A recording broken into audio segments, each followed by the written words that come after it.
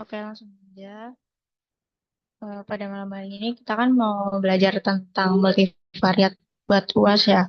Nah, aku mau disclaimer dulu kalau kita tuh kan belajar bareng ya. Nanti kalau misal aku ada salah dalam jelasin atau ada apa ya kayak keliru gitu, kalian bisa langsung ingetin aku aja, langsung benerin karena kita sekali lagi kita belajar bareng ya guys. Oke, aku izin share screen ya.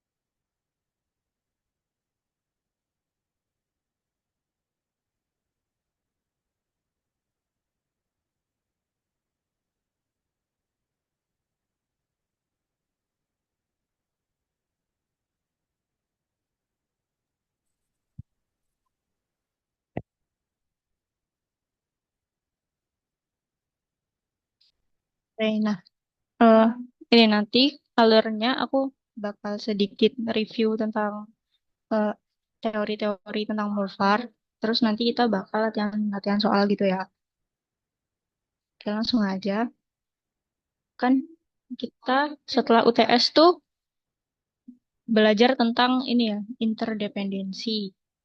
Ini kan sudah sebelum UTS, terus ini kita setelah UTS belajar ini. Nah, interdependensi itu eh, kata lainnya itu adalah hubungan. Nah, hubungan dalam multivariat. Nah, hubungan dalam multivariat itu bisa kita bedain jadi tiga, yaitu hubungan yang terbentuk karena variabel, terus hubungan yang terbentuk karena case atau responden, sama hubungan yang terbentuk oleh objek. Nah, hubungan yang terbentuk oleh variabel itu nanti kita analisisnya itu bisa pakai faktor analisis atau EFA dan juga konfirmatory faktor analisis atau CFA. Nah, kapan kita pakai EFA atau CFA? Itu kalau misal kita nggak ada clue tentang variabel-variabel itu, tentang hubungan variabel-variabel yang kita analisis, itu kita pakai faktor analisis atau EVA. Nah, kalau misal kita sudah ada clue-clue kayak hubungan variabel itu apa, itu kita pakai CFA atau confirmatory factor analysis. Nah, terus kalau misal hubungan itu terbentuk karena case atau responden, kita pakai cluster analysis. Nah, di cluster analysis nanti kita bakal clustering dan juga diskriminan. Terus yang ketiga itu ada hubungan yang terbentuk karena objek.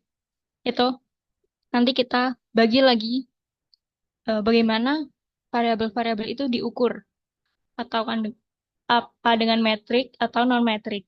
Nah, kalau metrik itu kita bisa pakai multidimensional scaling. Nah, sebenarnya multidimensional scaling itu juga bisa dipakai oleh non-metrik atau variabel kualitatif. Nah, kalau misal kualitatif, dia itu cuma bisa pakai correspondence analysis. Nah, analisis korespondensi ini biasanya berhubungan erat sama tabel kontingensi. Nah, oke, langsung kita lanjut ke analisis faktor atau exploratory factor analysis. Nah, mungkin kalau teori-teorinya teman-teman udah tahu ya dan teman-teman bisa baca sendiri di PPT. Aku mau langsung bahas ke step-stepnya aja. Nah, jadi di EFA ini, step pertama itu kita bakal cari tahu tentang correlation matrixnya. Jadi korelasi antara variabel-variabelnya. Terus nanti di step kedua itu faktor ekstraksi. Nah, faktor ekstraksi itu kita biasanya pakai PCA kan. Terus nanti di step ketiga itu faktor rotation. Nah, kita bisa pakai Varimax dan lain-lain. Terus step keempat baru kita eh, menentukan final decisions buat analisis kita selanjutnya.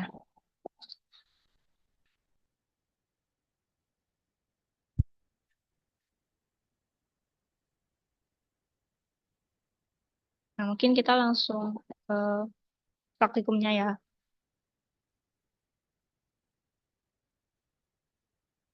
Nah, ini karena aku nggak punya datanya, aku pakai di PPT aja. Jadi nanti di EFA, output-outputnya itu bakal ada eh, asumsi dulu. Nah, asumsinya itu apa? Asumsinya itu bakal ada KMO sama uji Bartlett. Nah, KMO itu buat apa? KMO itu buat eh, cari tahu apakah data kita itu sudah layak untuk dilakukan analisis faktor. Karena tidak semua data itu layak buat dilakukan analisis faktor. Nah, nanti eh, outputnya bakal seperti ini. Kita bisa analisis kalau misal ini nilai di sini KMO-nya lebih dari 0,5 itu berarti data kita itu layak atau cukup buat dilakukan analisis faktor. Nah, terus selanjutnya ada uji Bartlett untuk mengetahui apakah data kita itu dependent atau independen. Karena balik lagi, kita kan tadi mau menganalisis hubungan ya. Kalau hubungan itu berarti data kita itu harus dependen atau saling berkaitan. Nah, ini di sini ada H0, itu berarti hubungannya independen. Terus H1 itu tidak sama dengan independen atau dependen. Kita analisis dari nilai signifikansinya. Nah, di sini kan 0,0000 itu lebih kecil dari alfa, biasanya 0,05. Itu berarti kan tolak tolak H0. Berarti kita datanya di sini adalah tidak independen atau dependen. Berarti mereka berhubungan. Gitu. Terus untuk langkah analisisnya mungkin teman-teman bisa baca juga di PPT.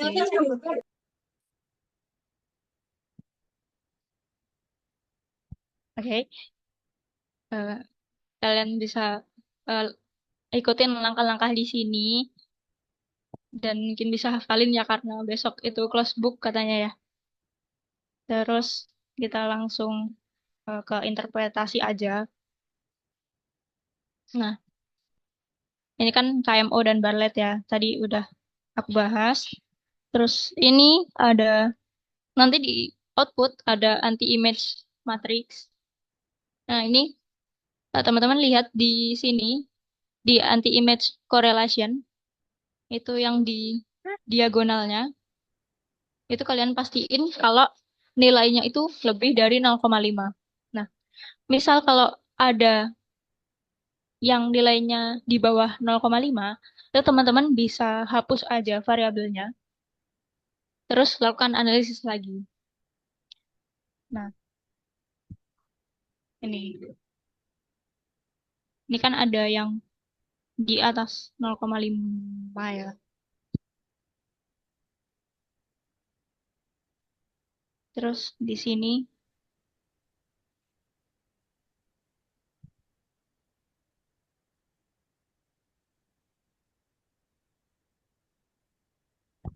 nah, ini kan kayak dia ada variabel yang dihapus. Terus,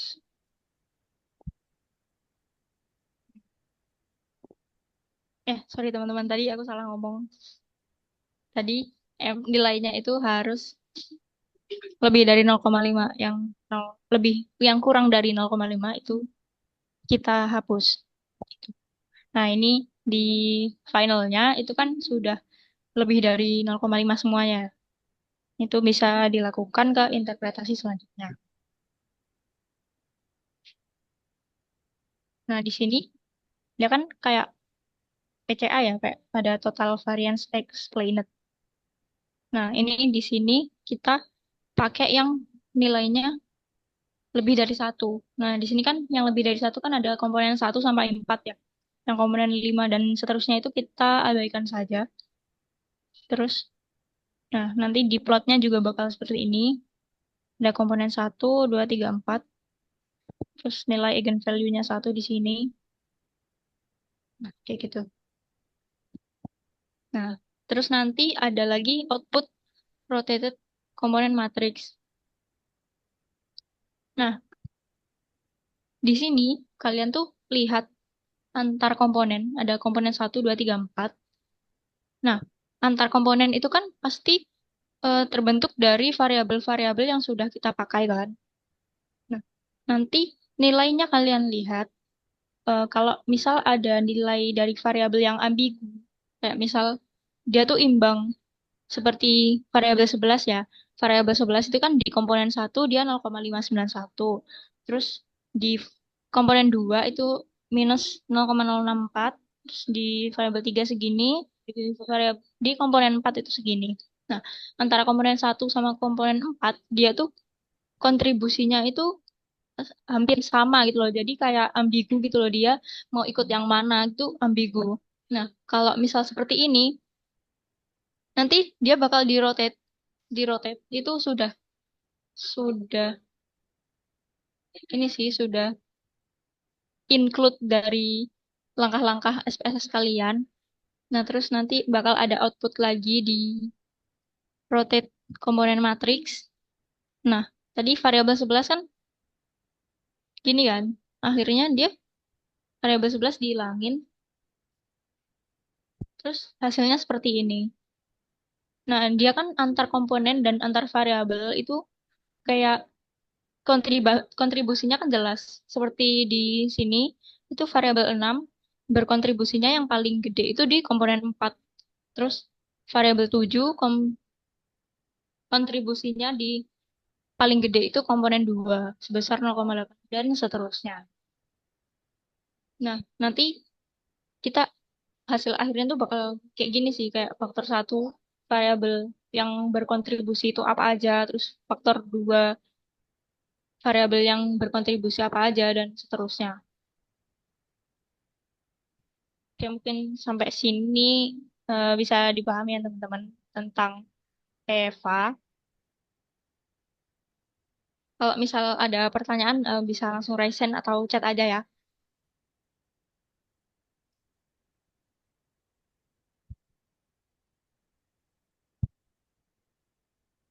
Oke, sekarang kita lanjut ke CFA. Nah, CFA itu sebenarnya sama aja kayak EFA, kayak ya hampir-hampir mirip sih. Bedanya ya itu, kalau misal EFA kita itu nggak punya asumsi awal, kalau CFA itu kita sudah asumsi, punya asumsi. Nah, nanti, nah kurang lebih kalau CFA tuh seperti ini ya. Mungkin yang eh, perlu diperhatikan di CFA itu kita mengingat tentang ini, kayak elemen-elemennya, tentang geometric shapes, terus lines-nya, terus sama kayak penilaian kecukupan. Nah, kalau nggak salah di soal itu, di soal UAS tahun kemarin ada kayak output dari CFA, terus kita disuruh ngitung CRI sama EV-nya. Nah, ini mungkin bisa diperhatikan yang di sini.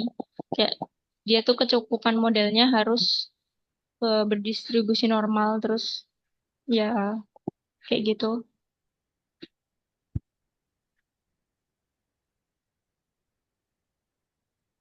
Nah, ini mungkin eh, nah ini kayak nilai yang harus diperhatikan tuh CRI sama AV-nya. Jadi, misal kayak kita sudah buat model, terus nanti kita hitung nilai CRI sama AV-nya. Kalau AV-nya lebih dari 0,5 itu dan nilai CRI-nya lebih dari 0,7 itu berarti model kita sudah baik atau sudah cukup. Kalau misal kurang berarti eh,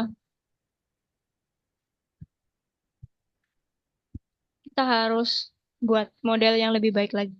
Gitu. Terus kalau PET tuh ya cuma kayak gini sih, kayak apa ya, diagram, bukan diagram apa sih, ya gitulah, kayak gitu. Nah, kayak visualisasi kayak gini doang sih. Terus Mungkin yang perlu diperhatikan adalah notasi-notasinya sama kayak variabel-variabelnya. Nah, ini sih teman-teman kayak variabel eksogen itu variabel independen. Yang perlu diperhatikan itu sih. Terus kalau SEM itu sebenarnya kayak gabungan antara CFA sama PET. Nah, kalau PET tadi kan belum ada hitungannya kan. Kalau di CFA itu kayak gabungin PET sama salah. Kalau di SEM itu gabungin CFA sama PET. Jadi di PET itu kayak ada hitungan dari CFA-nya dan jadi SEM. Ya, kayak gitulah. Nah, mungkin aku punya case di sini. Ini latihan sih.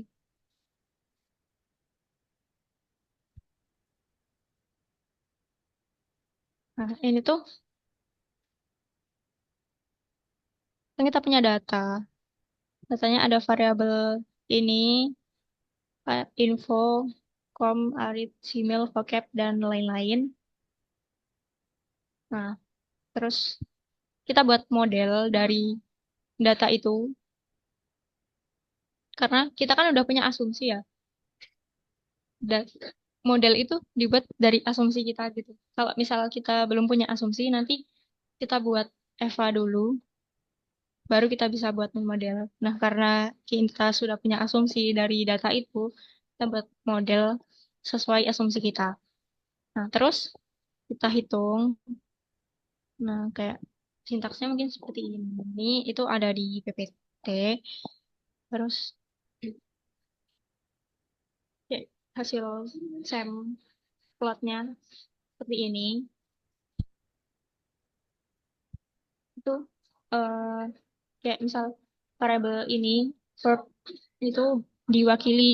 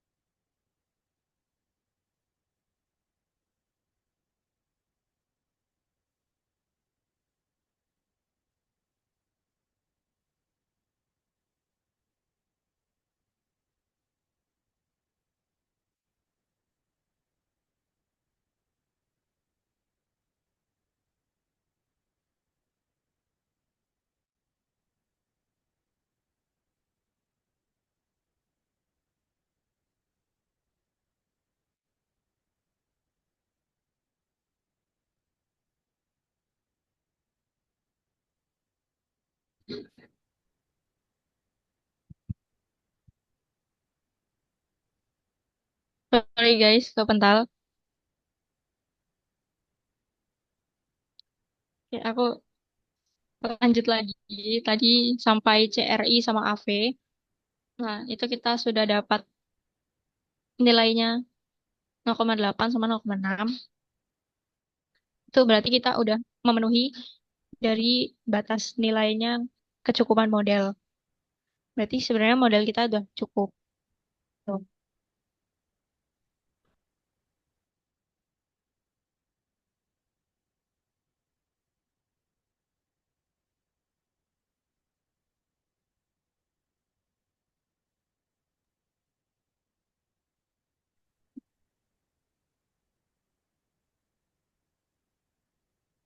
Nah, terus kita lanjut ke analisis cluster. Ini teorinya kayak singkat-singkat saja ya teman-teman.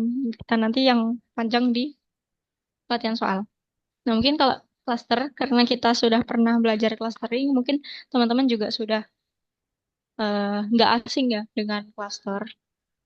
Nah, ini ada Minkowski distance, terus ada Manhattan distance, ada Euclidean distance. Mungkin teman-teman juga sudah nggak asing. Nah, itu sih mungkin bisa dibaca-baca sendiri. Aku yakin kalian juga sudah bisa.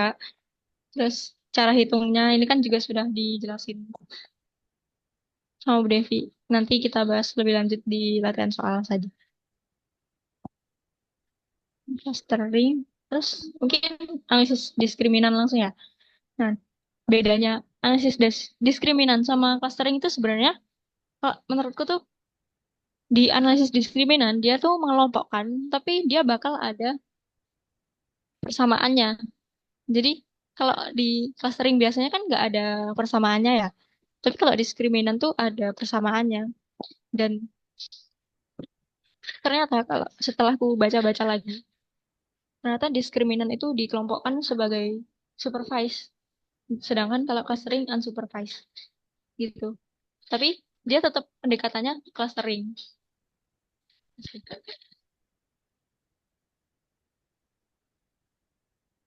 Hmm. Terus ya langkah-langkahnya kurang lebih sama ya. Kita uji asumsi dulu. Asumsinya mungkin ini harus normal multivariat, terus harus dependen, terus tidak terjadi multiko, sama tidak terdapat outlier.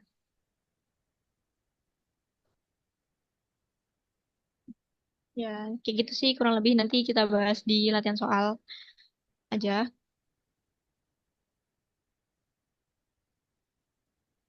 Oh ya, kalau di diskriminan itu ada cutting score.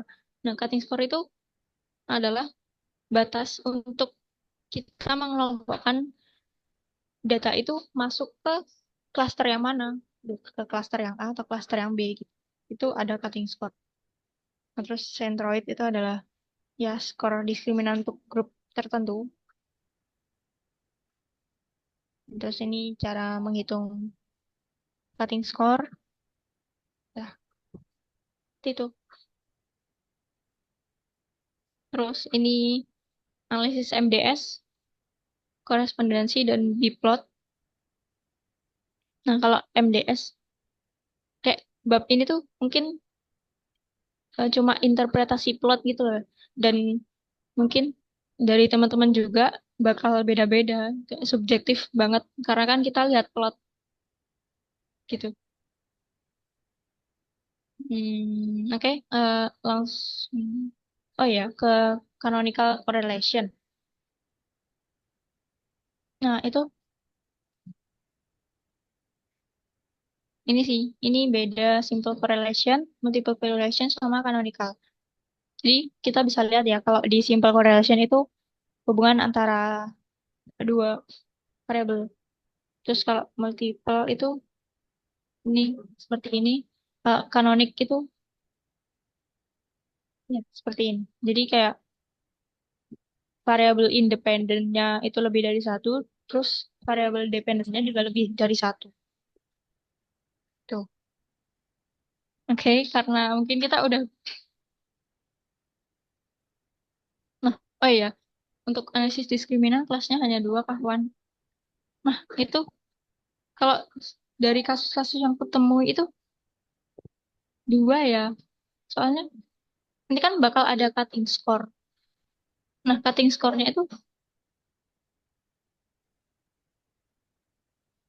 bakal dihitung. Tapi bisa saja dia lebih dari dua juga.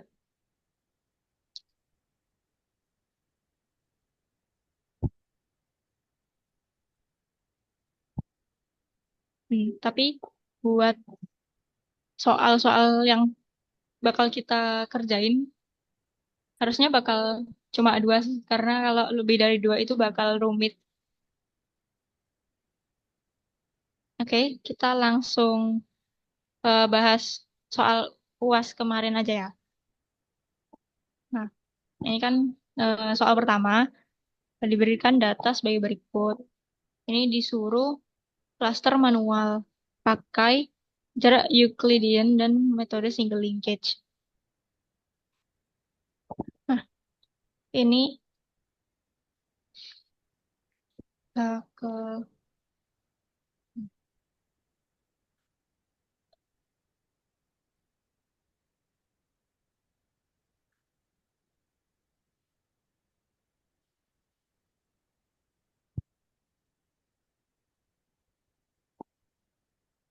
Nah, aku ngitungnya di Excel ya teman-teman, karena kalau aku ngitung manual pasti kelamaan. Nah, ini aku menghitung jarak Euclidean-nya dulu, seperti ini. Kan rumusnya kayak gini. Kalau misal di Excel itu kalian bisa manfaatin rumusnya. Jadi kalian tulis datanya dulu di sini kan. Habis itu kalian tulis rumus ini SQRT dalam kurung ini X1 satu, ini X1 2 kuadrat, Wan, ini terus ditambah ya. ini sedang share screen ya. Iya. Eh, Kamu kelihatan nggak? hitung-hitungannya Iya. masih slide PDF-nya yang terlihat Wan. Oh ya, ta. Sorry, sorry.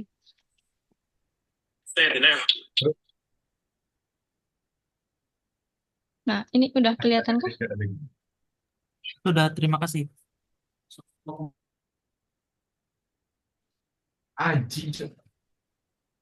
Nah, ini kan aku tulis datanya dulu ya di sini kayak observasi X1, X2. Terus ini rumus Euclidean-nya. Terus aku pakein rumus Excel aja ke datanya. Ini kan di rumus Euclidean kan dalam akar dalam kurung XI1 min XJ1 kuadrat plus dan seterusnya. Nah, ini tuh kalau di Excel akar itu kan square root.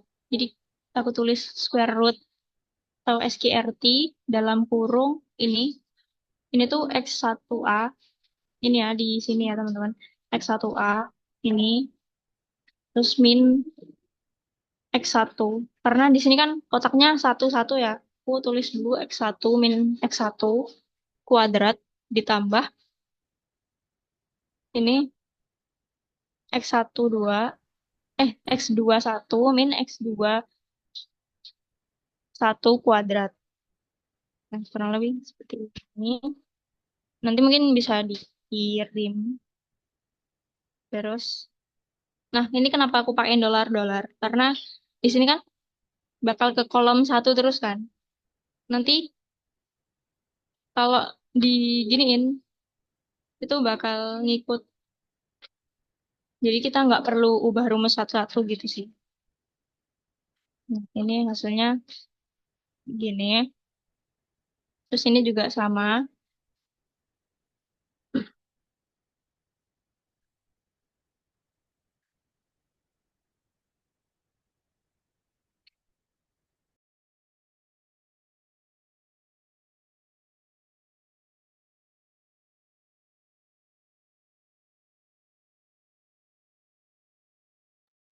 Nah, terus dari kan sudah dihitung jarak Euclidean-nya masing-masing. Terus kita pilih mana yang paling minimal, paling kecil. Itu di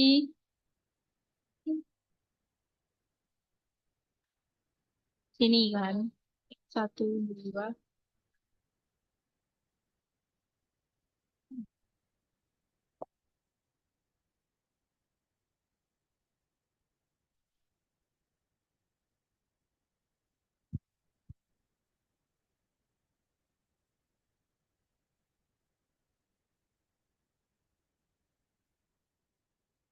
Nah, kayak ada dua kan di sini. Ada ini, satu, dua, sama tiga, empat.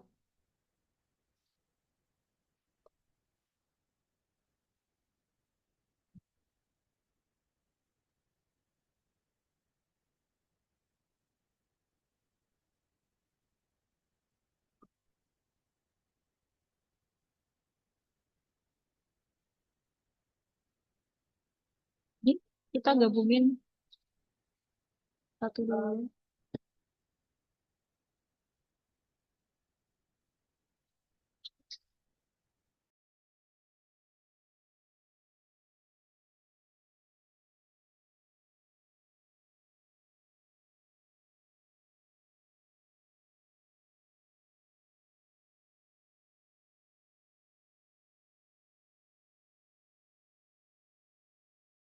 Ya, sebentar ya teman-teman.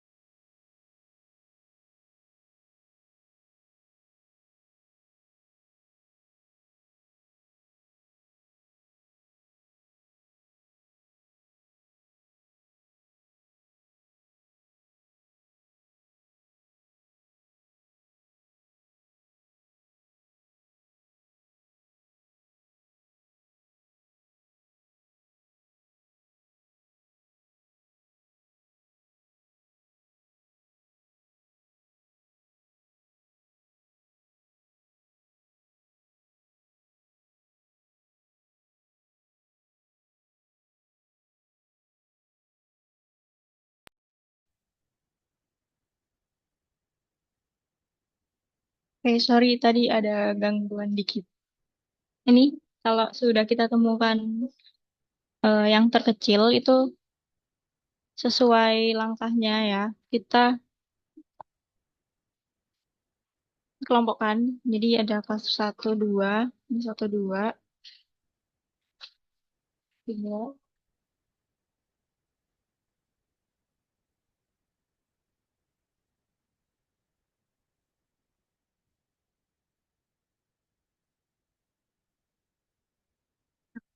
Kurang lebih langkah awal itu seperti itu. Terus nanti kita ulang-ulang kayak, aduh,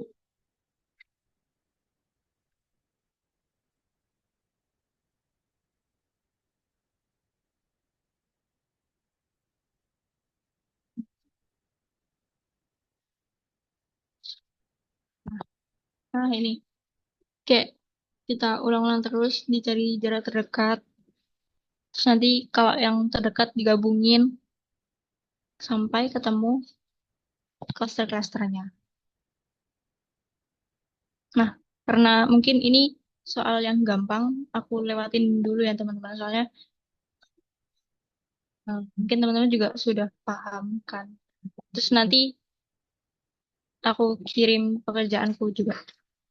Kita skip ke soal yang mungkin menurutku lebih susah. Itu ada di soal 2.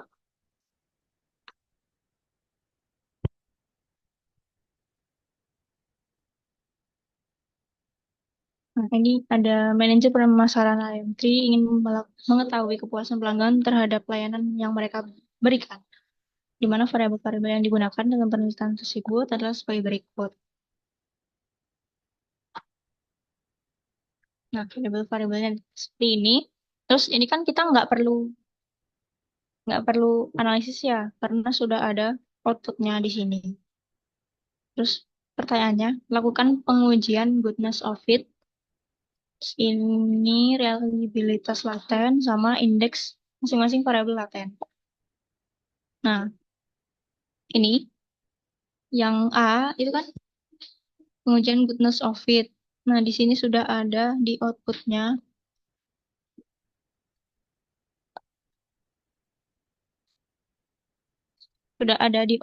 itu ada probability-nya 0,043.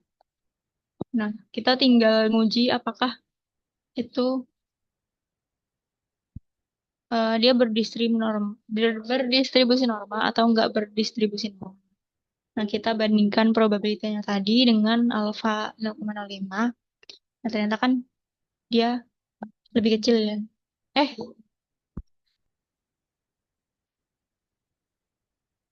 salah.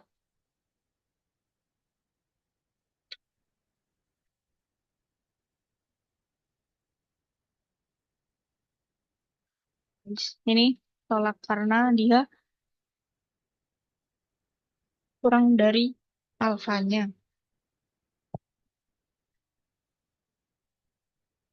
Terus ini kalau GFI kita bandingkan, dia kan 0,912.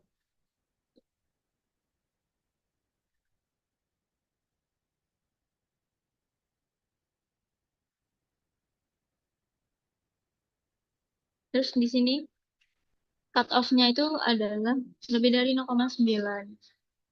Nah, kalau menurut GFI dia itu sudah good atau fit gitu loh. Tapi kalau menurut eh, yang tadi itu dia tidak normal. Terus kita pakai indikator yang lain ada AGFI itu 0,86. Terus cut off skornya itu kan 0,9. Nah, dia tidak memenuhi yang AGFI. Itu sih kayak kita bandingkan nilai cut off-nya. Terus yang nilai TLI itu kan cut off-nya 0,95, sedangkan dia dapatnya 0,942. Berarti dia tidak memenuhi yang TLI. Terus yang RMSEA itu dia harusnya kurang dari 0,08. Terus dia mendapatkan 0,061, berarti dia sudah memenuhi. Itu sih. Kayak bandingkan per indikator. Nah, terus yang B, oh,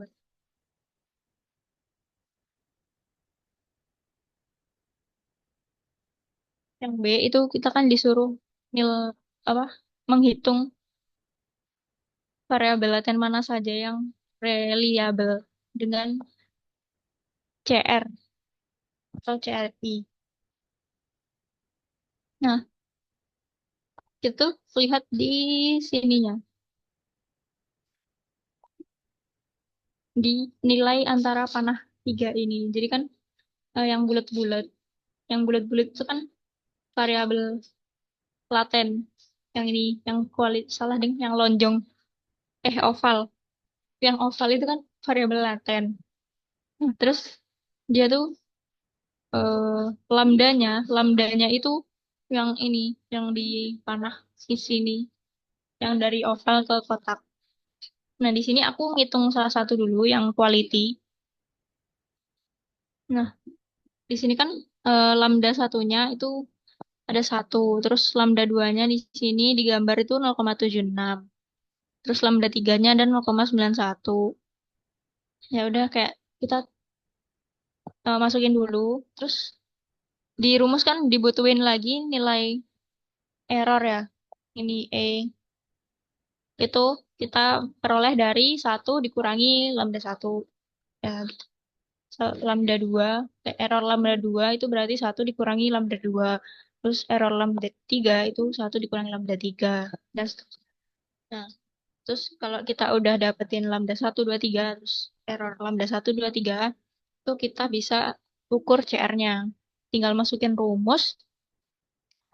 Ini sigma sigma lambda 1 sampai 3 kuadrat dibagi sigma lambda 1 sampai 3 kuadrat ditambah sigma dari error. Sih, gini terus didapatkan hasil 0,95. Nah, terus disoalkan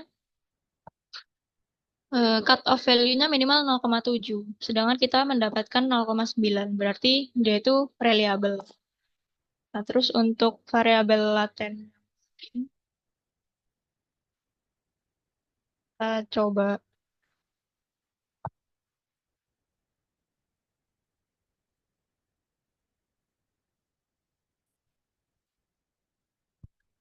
kita coba yang base score di sini.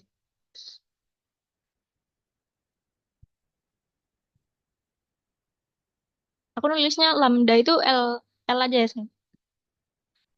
Karena aku nggak tahu ini nambahin apa itunya susah. Terus kita lihat di gambar itu lambda satu satu, terus lambda 2 ada 0,47, terus lambda 3 itu 0,85 apa 65 ya itu. 0,85.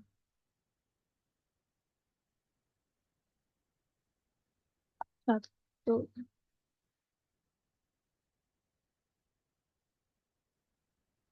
0,617 sama 0,85. Kita hitung error lambda satu. Satu dikurangi lambda satu.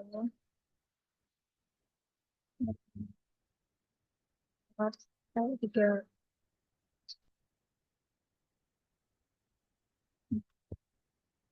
Kan di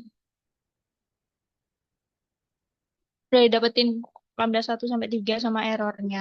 Ya udah tinggal kita masukin rumus CR itu sigma lambda kuadrat dibagi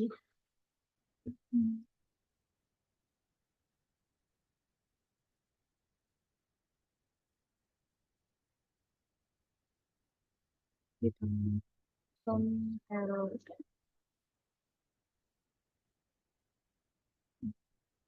Dia CR-nya dapat 0,887 berarti dia itu sih reliable. Nah, terus untuk variabel laten yang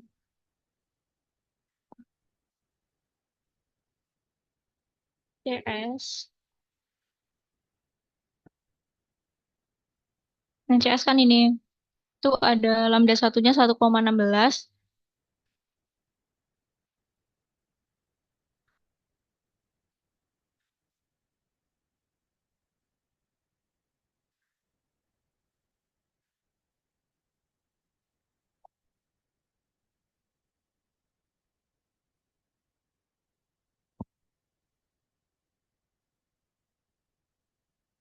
Nah, gitu ya teman-teman mungkin yang variabel laten lain nanti aku lanjut. Soalnya aku nggak bisa lama-lama, aku cuma bisa sampai jam 10. Terus ada variabel, sorry, sorry. Terus disuruh ngitung yang C itu variance extracted. Nah, variance extracted itu kan sudah ada rumusnya. Ya sudah kita tinggal masukin. Dia butuh rumus. Dia butuh lambda kuadrat. Jadi aku kuadratin dulu lambda-lambdanya. Ini lambda satu kuadrat, lambda 2 kuadrat, sama lambda 3 kuadrat. Terus aku masukin rumusnya kayak ini. Sam,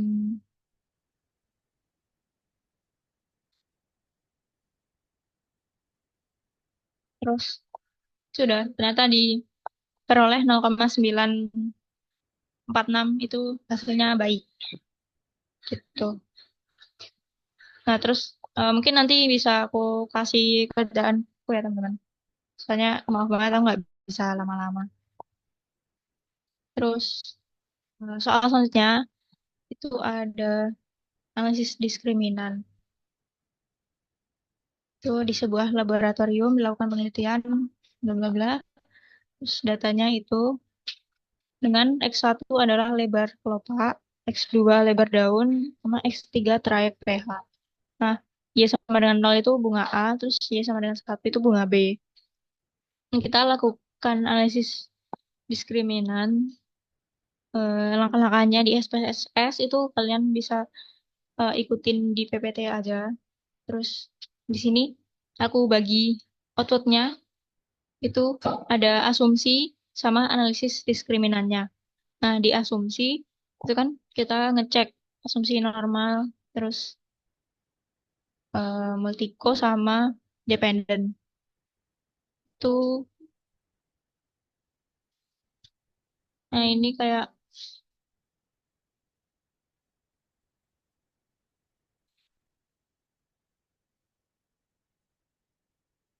nah ini yang nggak normal tuh ada variabel 2 di cluster yang Y1, terus sama di variabel 3 di cluster yang Y1 juga. Nah,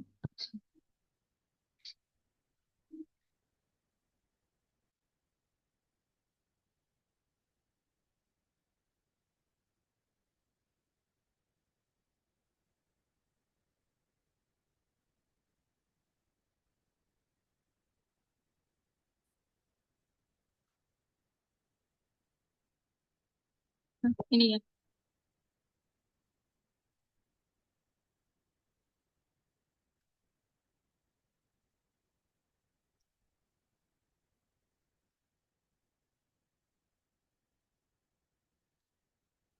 Ya, itulah. Di ini sama ini. Yang lainnya normal. Terus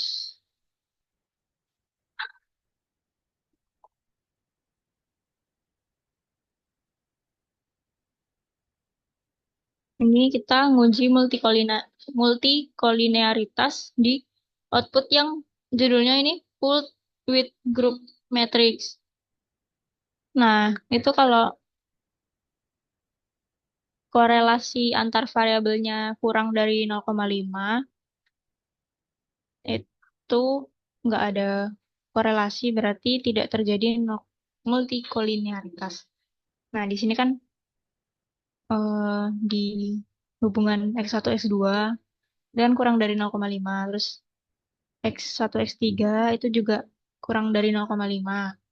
Terus X2 X3 itu juga kurang dari 0,5. Berarti data kita itu bebas multiko. Terus lanjut ke uji dependensi box M. Kita langsung lihat di nilai signifikansi itu kan kita 0,0000. Berarti dia tuh kurang dari 0,05. Berarti dia tolak nol, yang artinya datanya itu independen atau matriks varians covariance setiap variabel independen adalah berbeda sih.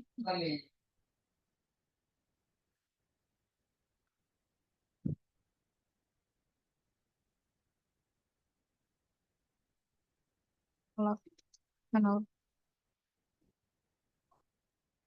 Nah, terus lanjut ke analisis diskriminannya. Itu ada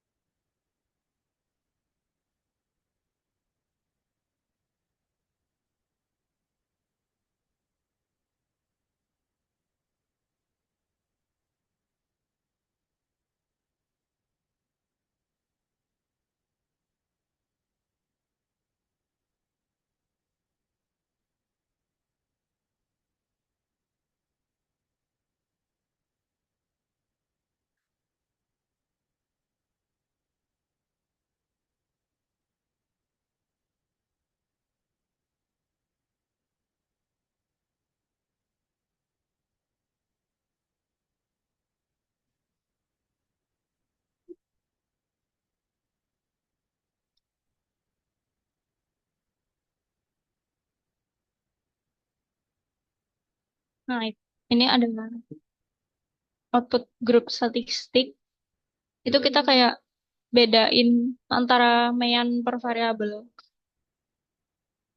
dan di per cluster aja.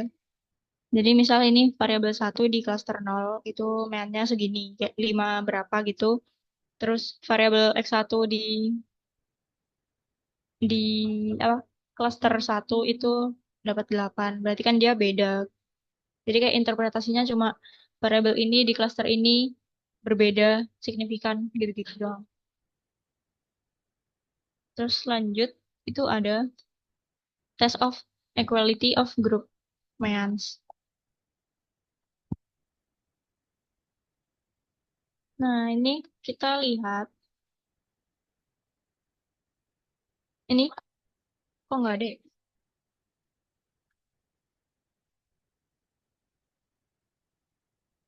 Nah, ini variabel mana yang dia tuh beneran berpengaruh gitu ke pembagian klasternya. Kita lihat di signifikansi, itu kan yang 0,000. Ini dia dicari yang kurang dari 0,05.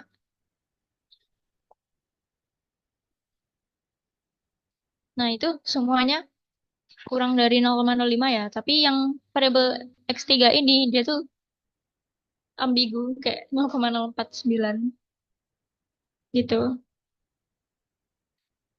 Jadi yang lebih valid itu adalah X1 dan X2. Tapi nanti di interpretasi disebutin berpengaruh juga aja. Nah, terus di output yang selanjutnya itu ada variabel enter atau remove. Nah, ini kayak variabel mana yang dimasukin duluan gitu. Berarti jangan ngemasukin variabelnya itu berdasarkan variabel yang paling penting.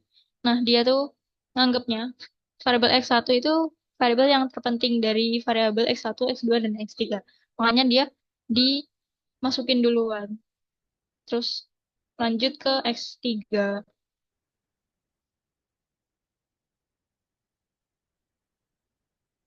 Nah, terus akhirnya di variabel analisis. Nah, itu step pertama kan tadi yang X1 yang dianggap paling penting di cluster diskriminannya. Terus step kedua dia masukin X1 sama X3. Berarti di finalnya itu kayak step 2 variabel yang dipakai itu ada X1 sama X3.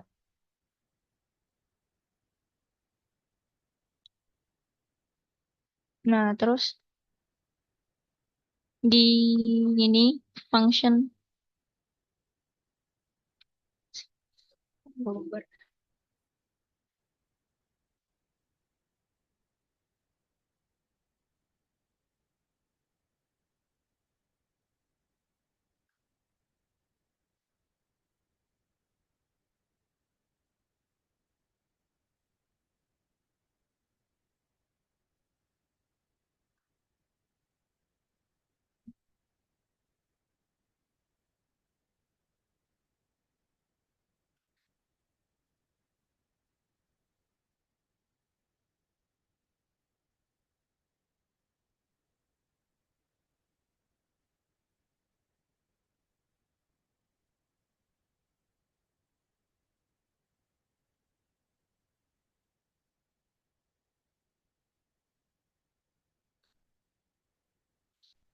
Nah, di sini di function add group centroid ini tuh tabel buat ngitung cutting score-nya.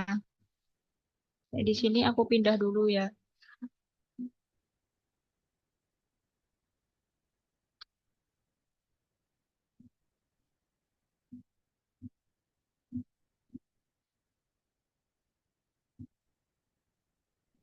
Nah, kita mau menghitung cutting score-nya.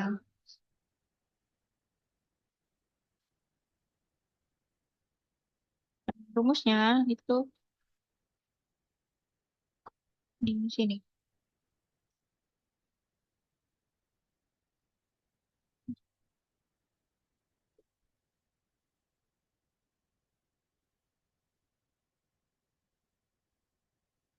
Aduh, sorry ya kalau berantakan. Itu kita tinggal masukin aja ZCO. Nah, oh iya, ini tuh salah. Harusnya dia NAZA, ya NAZA plus NBZB terus per NA plus NB gitu ya. Yang ini eh, mungkin diingat ya teman-teman. Nah, NA sama NB itu kan tadi kita hitung aja di datanya itu tadi dapat 10 sama 10. NA itu 10, NB-nya 10. Ya udah, kita tinggal masukin rumus.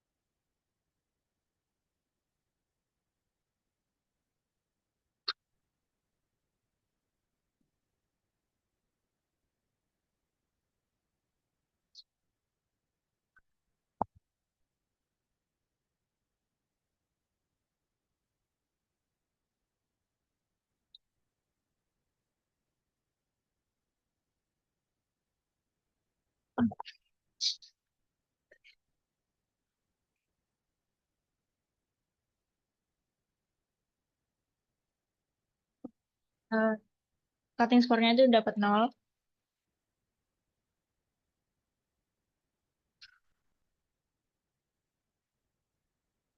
Terus kita lihat di output yang ini.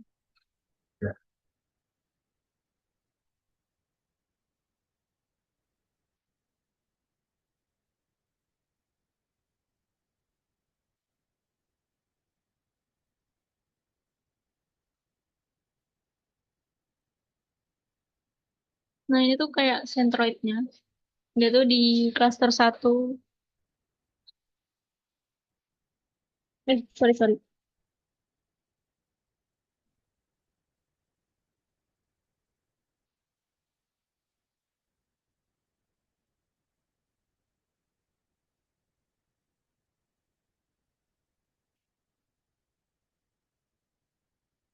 Yang di canonical discriminant function itu kan ada function.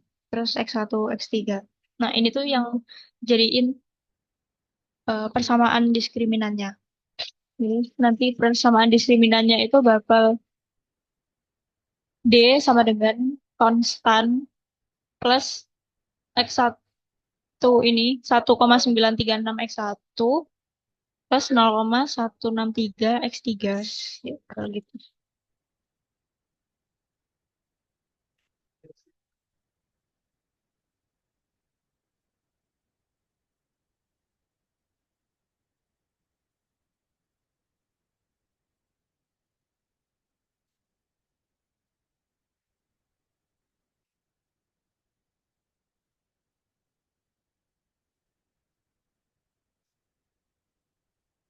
Ini kayak nanti persamaannya bakal dia sama dengan konstannya min 13,988 ditambah 0,936 X1 plus 0,163 X3 itu.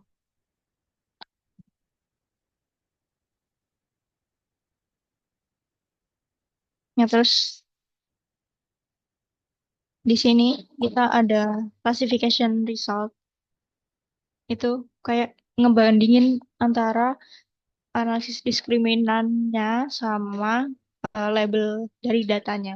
Nah, itu ternyata kan presisi banget ya ini yang di data di cluster 0 itu predicted-nya 10, terus yang salah dipredik ke cluster 1 itu nggak ada.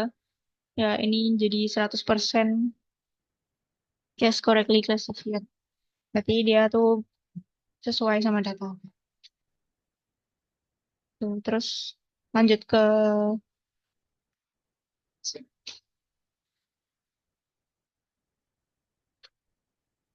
nah terus kan tadi ditanyakan tentukan indikator manakah yang signifikan berpengaruh. Sebenarnya tadi sampai sini aja di variable in the analysis itu kan ada X1 sama X3. Sebenarnya analisis kita sampai cukup di situ aja sudah bisa menjawab soal yang tadi di UAS. Jadi jawabannya adalah variabel 1 dan variabel 3. Di mana variabel 1 itu ada lebar kelopak sama variabel 3 ada trayek pH. Terus nanti kita bisa lengkapin dengan eh, persamaannya diskriminan ini. Tuh. Lanjut ke soal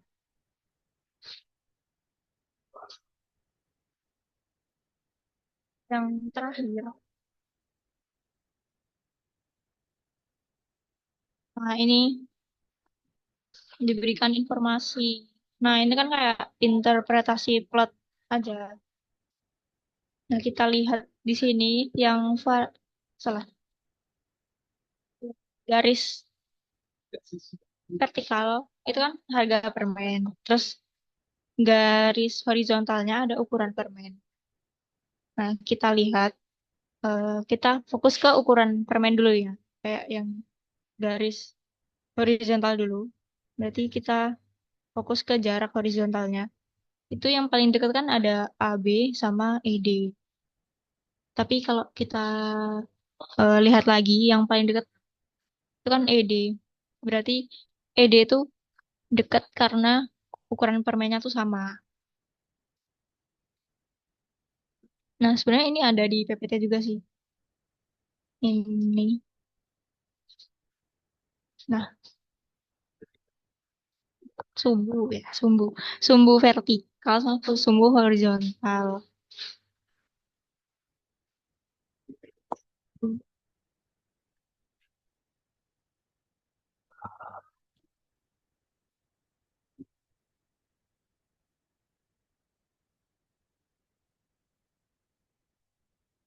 Nah, ini eh, karena interpretasi plot itu sangat subjektif ya teman-teman. Mungkin satu anak tuh bisa beda gitu interpretasinya. Jadi kalau nanti UAS jangan sampai jawabannya plek-plek gitu sih. Mungkin cukup itu dari aku. Iya, yang X itu iya harga permen.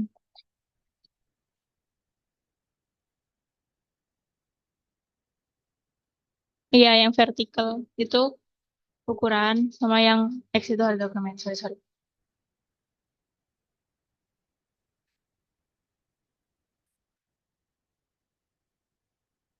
Oke, eh, cukup sekian dari aku. Nanti kayak dokumen-dokumenku mungkin bisa aku share ke kalian. Tapi kayaknya besok pagi ya, karena mau aku rapiin dulu. Terus semangat buat semuanya. Semoga dilancarkan UASnya dan semoga memperoleh hasil yang memuaskan.